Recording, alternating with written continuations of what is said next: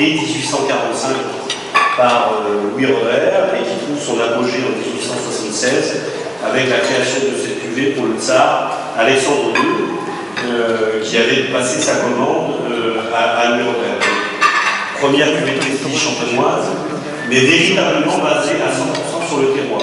Vous avez des raisins ici qui sont issus à 100% de vignes de cru, cultivés sur des terroirs extrêmement calcaires.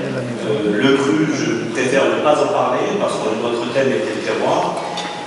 Ce ne sont pas les crus qui comptent, c'est vraiment le sol et le terroir. Et donc l'exposition, le sous-sol calcaire, la profondeur du sol, l'enracinement sont des clés de cristal que l'on peut trouver probablement dans d'autres équilibres, dans d'autres terroirs.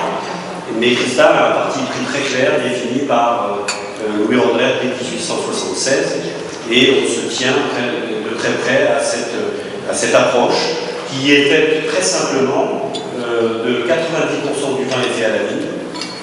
C'est l'avantage des millésimes. 10% seulement dans les chais, c'est le travail de l'assemblage. Et puis un assemblage qui doit viser un seul objectif, la plus grande pureté, la plus grande élégance, accompagné d'une densité suffisante pour accompagner le vin sur plusieurs décennies.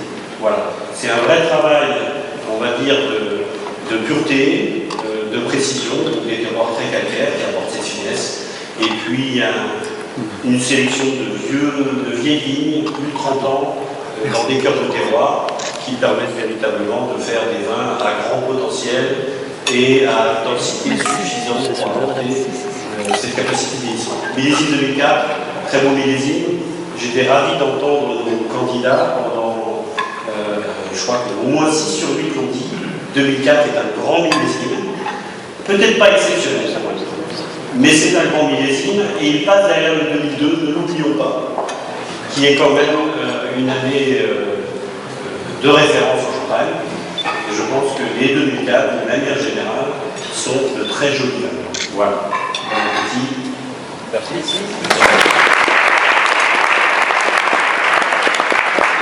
On parlait du dosage, que le premier devrait avoir